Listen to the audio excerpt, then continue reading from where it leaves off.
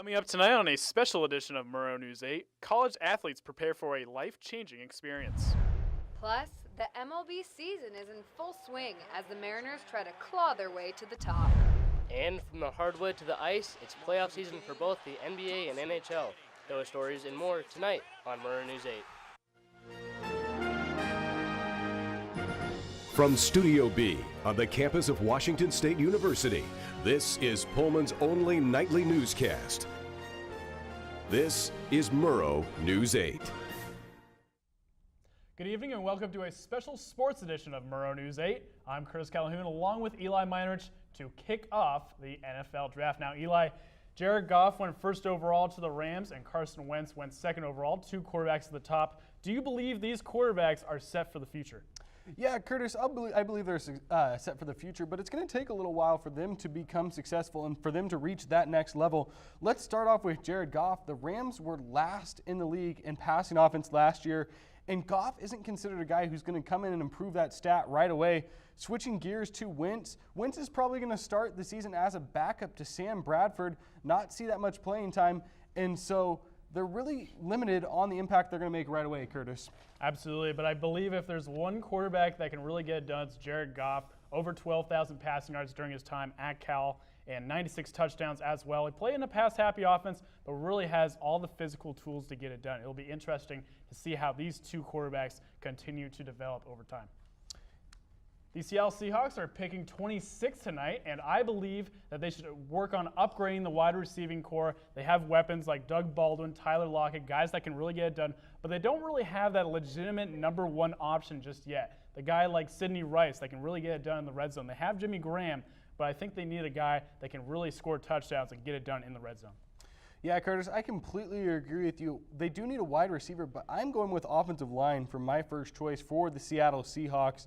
John Snyder has had limited success picking early round offensive linemen, and to me, he needs to hit a couple home runs when it comes to this draft as far as offensive line goes. And as a zone running boot action team, the Seahawks need to prioritize toughness and athleticism right up front for me. And it's also going to be really important for them to really work on protecting Russell Wilson. Even though he's obviously a top 5 quarterback, definitely hit more than any other quarterback in the league, arguably. The Cougar football team has a history of recruiting many players from American Samoa. Murrow News 8's Scott Brownlee is live at Martin Stadium with a story on how these players can impact the program going forward. Scott? A small island territory in the South Pacific has become an unlikely recruiting hotbed for the WSU football team, but it really isn't as unlikely as you might think. Several players from American Samoa suit up for their football team over the years. Joe Salavea joined Mike Leach's coaching staff as the defensive line coach in 2012, and since then there have been 9 players recruited from the Rock, including the 7 currently on the roster. And it isn't a coincidence. Not only has the tiny island territory of 65,000 become a hotbed for football talent, but Salavea knows the area pretty well. I was born and raised there. I'm so excited to recruit the island, not just Samoa, but Hawaii. It's the opportunity. They're not going to come here and sit around. Okay, and that's the kind of program we have here. One player from the Rock who sees that opportunity is sophomore linebacker Logan Tago. I heard about some of the Samoan NFL player. I mean, that's the big deal back home. If the football is a big thing. So I try my best. I push everything I can do in high school to play everything I can do to get a scholarship, and for my family. That's it. Since arriving in Pullman, Tago has noticed some major differences between playing football in Samoa and in the Pac-12. In back home in our high school, it's way different. The high school I'm from, we don't have a weight room, we don't have a locker room, and even our equipment, we don't have that much equipment from back home. I mean, most of us share our helmets during the game day. So, but here, it's everything, you just get everything. But Tago's reasons for wanting a scholarship went beyond the gridiron. It's academic first. It's back home, we have I'm not saying we're lower, but we have it's not that high level education. But that's all I want to say to our kids from back home that we're good now. No matter what school you go to, it's all about academic. Tago's education first sentiment is one that's echoed by Salavea. The biggest selling point for me is graduation, academics. most of my visits is all about base of guys coming in and finishing 4 years or earlier with a degree. Making sure that they understand what we have here academically, the supporting staff, and all the different types of colleges that we have here that they can pursue. And those are the main recruiting points that I make with the families back home. As long as Salavea is here in Pullman, expect a continued emphasis on the recruiting of American Samoa. These guys have been tremendous asset to us, and we're just excited to be able to visit the islands every year and been able to sign some of these guys. And we're looking forward to the next wave of guys coming off the rock. Before the new wave comes in, the Cougs' current group of Samoan players, including Tago, hope to help the team improve on their best season in 12 years when they kick off their new season right here at Martin Stadium on September 3rd against Eastern Washington. Back to you, Curtis. Thanks, Scott. What a great sign of things to come for Cougar football. Coming up after the break, Fletcher Bailey will break down the weather for the hottest games in sports. Don't go away.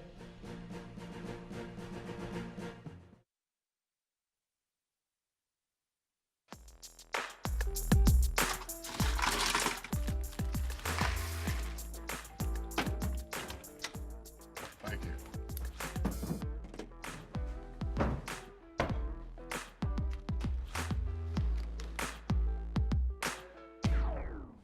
You got a king? Go fish! The smallest moments can have the biggest impact on a child's life. Take time to be a dad today. Can you help me with this? My new dad teaches me all kinds of stuff.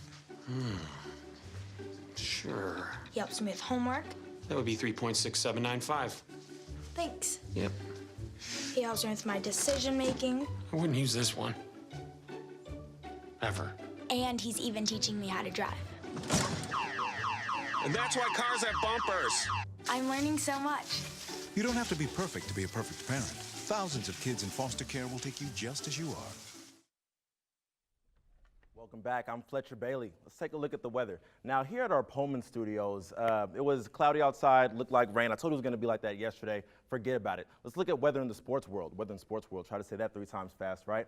So first off, we're going to kick things off with apparently a football reference for a basketball scenario. We got a high of 57 degrees with the Boston Celtics facing off with the Atlanta Hawks.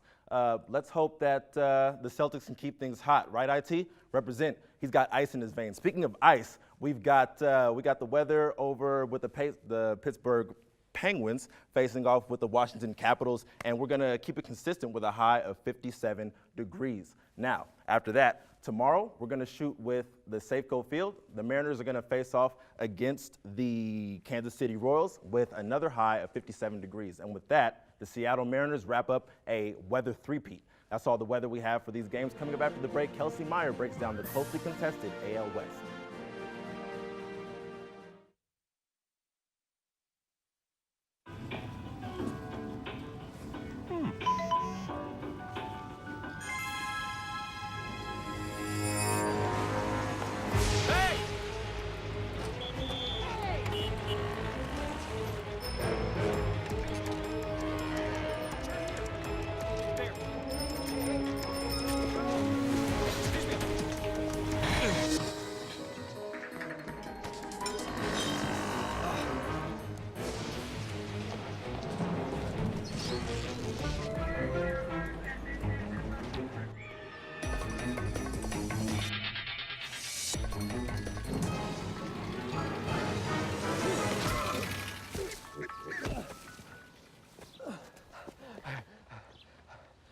So, same time next week? Well, of course. Put away a few bucks, feel like $1 million. For free tips to help you save, go to Feed the Pig.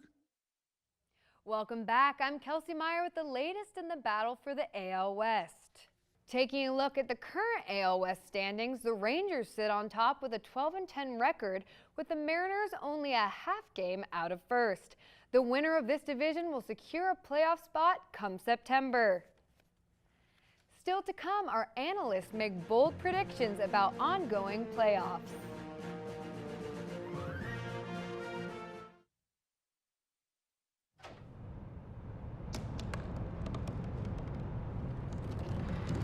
They said I couldn't dream. called me a piece of trash and swore that's all I'd ever be.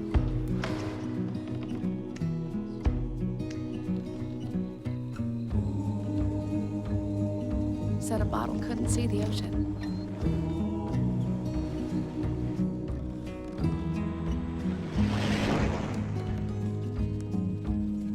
Give up.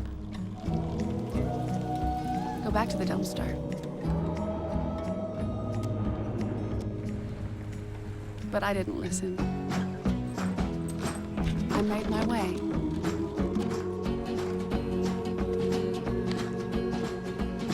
And now, I am what I've always wanted to be.